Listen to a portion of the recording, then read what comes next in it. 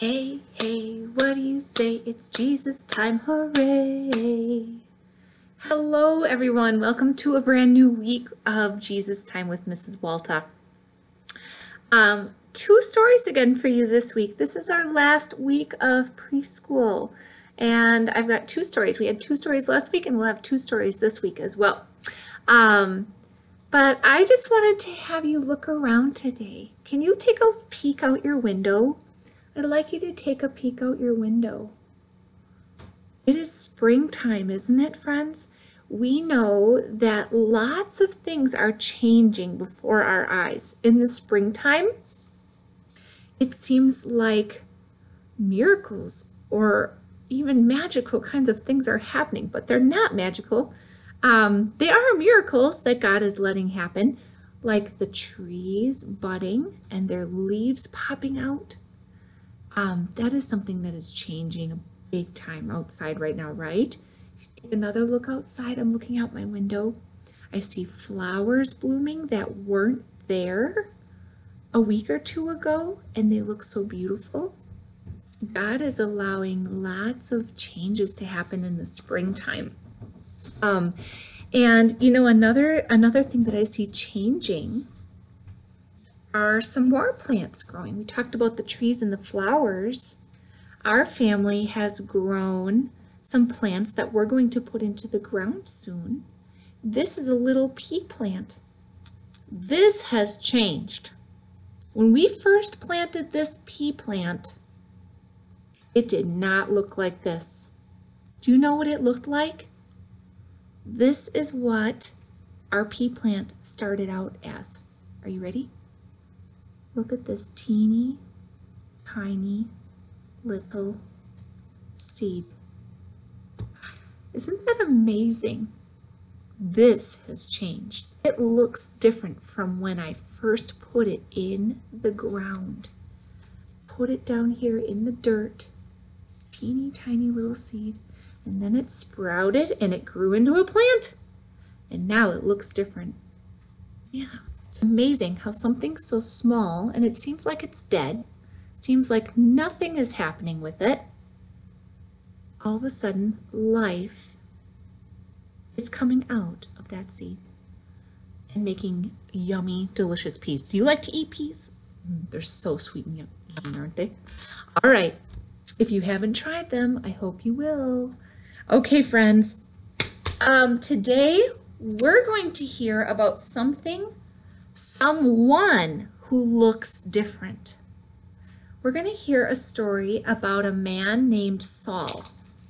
And I'm going to read a story to you out of the Jesus Storybook Bible.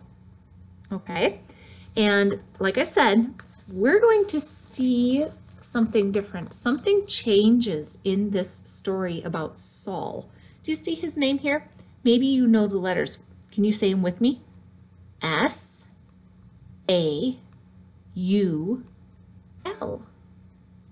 Saul. Saul kind of starts out like this little tiny seed that's not doing anything. But let me tell you, he ends up like this beautiful plant that is growing and changing. Okay? Can I show you something else? Before we start our story today, I wanted to show you one more thing. I almost forgot. I have one more thing that I wanted to show you. Maybe you have one of these in your house too. Do you have anything like this in your house? You know what it is? It's a candle. And candles are something that changes. They change. When we use them, they change the way they look, right? This is a plain old candle. Right now it's cold, not very exciting to look at. But something can change that, can it? Have you seen one of these before? Your mommy and daddy might use one of these. Is this a tool for kids? Nope, not at all, right? This is a lighter. And usually mommies and daddies use this to start a fire, maybe in your fireplace or in your fire pit in your backyard. Not for kids, right? So if you want to try this, you can ask your mom and dad. I'm going to change this candle Are you ready? I'm going to light this candle. Oh, wow. Look at that. Wow. Look at how that candle changed. It is, now it's warm, it's hot, it's exciting to look at. It's beautiful, isn't it? Yeah, that is pretty exciting. You know what? I'm going to blow out my candle for now, but we'll relight it later. All right? Ah, the smoke. Okay, we will take another look at that candle after our story is done. Let's read now, like I said, about that man named Saul. Here we go.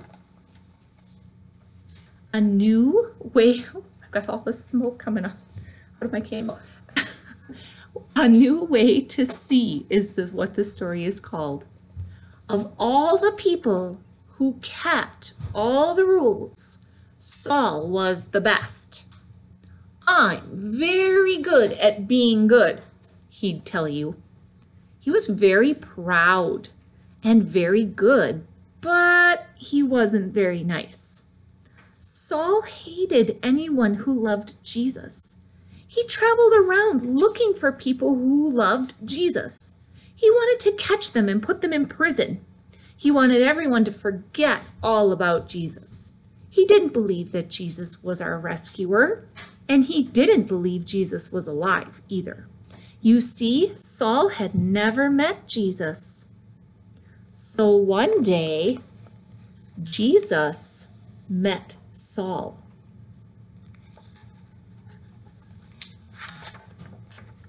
Look at here. Let's keep reading. Saul was on his way to a city called Damascus when suddenly a dazzling light flashed like lightning. It was brighter than the sun. It was too bright. Saul shielded his eyes and fell to the ground. Can you fall to the floor like Saul did? He fell to the ground. Careful, don't hurt yourselves. Saul heard a loud voice. It was too loud. It gave Saul a headache. Saul, Saul, said the loud voice, why are you fighting me? Lord, Saul answered, who are you? I am Jesus, said the voice. When you hurt my friends, you are hurting me too. Saul's whole body trembled. That means he was shaking. Can you shake your body? Saul was scared. He didn't know what was going on. Can you tremble like Saul? Go to the city, Jesus said. I'll tell you what to do. Here's the next page. Saul is being led by one of his friends. Here's Saul, and someone is leading him to the city of Damascus. Let's find out what happens next. When Saul opened his eyes, he couldn't see. His helpers had to hold his hand and lead him like a little child. Saul was blind for 3 whole days. And yet it was as if he was seeing for the first time. Meanwhile, there was a man called Ananias who loved Jesus. Jesus came to him in a dream and said, go to Saul and pray for him, and I will make him see again. Ananias knew all about Saul and how he hated Jesus' followers. Lord, he said, he has come to hurt us. But Jesus told Ananias, Saul is the one I've chosen to tell the whole world who I am. So Ananias went to Saul. Here's Ananias. Brother Saul, Ananias said, it was Jesus you met on the road. And Ananias prayed for Saul. Suddenly, Saul could see again, but he saw everything differently. He wasn't mean anymore. He even changed his name from Saul to Paul, which means small and humble. the very opposite of proud. And do you know what Ananias's name means? It means the Lord is full of grace. Grace is just another word for gift, which is funny because that's just what Paul's message was all about from then on. Here's the next page. See, Paul? His name is almost the same as it was before. Just one letter changed. You see that? At the beginning, there isn't an S anymore. Now there's a P. Paul. Paul told the people, it's not about keeping rules. You don't have to be good at being good for God to love you. You just have to believe what Jesus has done and follow him. Because it's not about trying, it's about trusting. It's not about rules, it's about grace. God's free gift that cost Jesus everything. What had happened to Paul? He met Jesus. That's what happened. And his heart was changed. Paul got a new job. He wasn't looking for people who believed in Jesus anymore to put them in jail. He called himself a servant and traveled everywhere telling everyone about Jesus. He got shipwrecked 3 times. He even ended up in prison because he was telling people about Jesus. That didn't stop him from telling others about Jesus, though. He wrote letters in prison. He wrote, God loves us. Nothing can ever, no, not ever, separate us from the never stopping, never giving up, unbreaking, always and forever love of God he showed us in Jesus. And so it was, just as God promised Abraham that dark night all those years ago.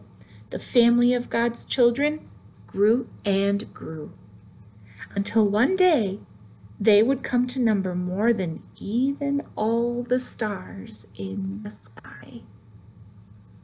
Paul was changed.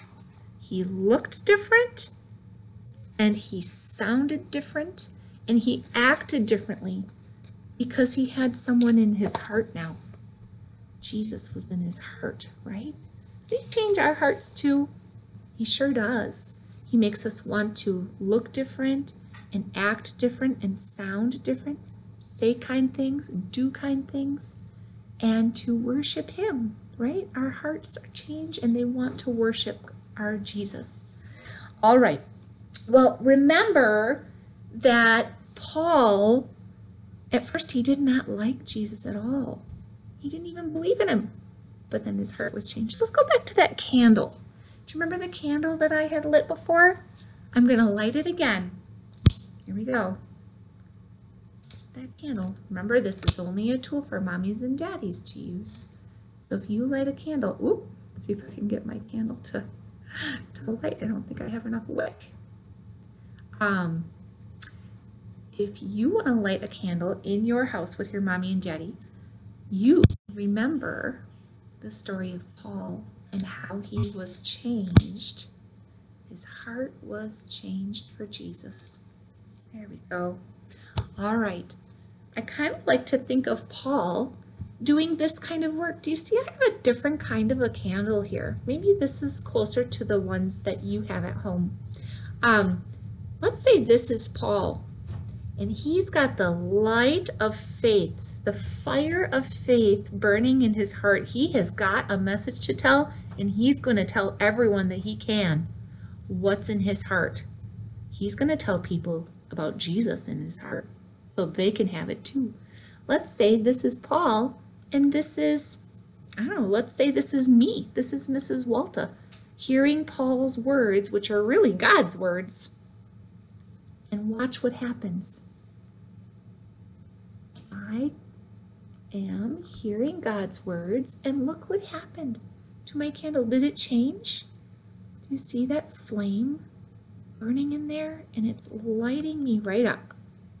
It makes me feel amazing, and it makes me want to praise my God. Now that I know about Jesus and what he's done for me, I am shining with the light of faith. And that's what happens to you too. And you can spread that light to other people so that they can see the true light, which is Jesus. Okay? I'm going to blow out my candles soon.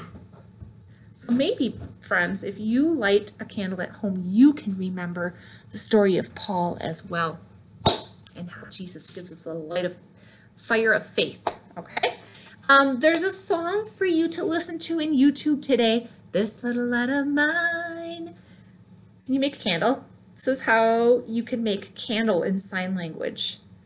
When you sing it today, maybe you can make that candle sign. This little light of mine, I'm gonna let it shine. This little light of mine, I'm gonna let it shine. This little light of mine, I'm gonna let it shine. Let it shine, let it shine, let it shine. You know that's one of our favorites. Let's close with a prayer today, okay? Dear Jesus, fill our hearts with the fire of your love. Give us a faith so strong that we just cannot wait to tell other people about you. Help us to be like Paul. Amen. Till next time. Bye.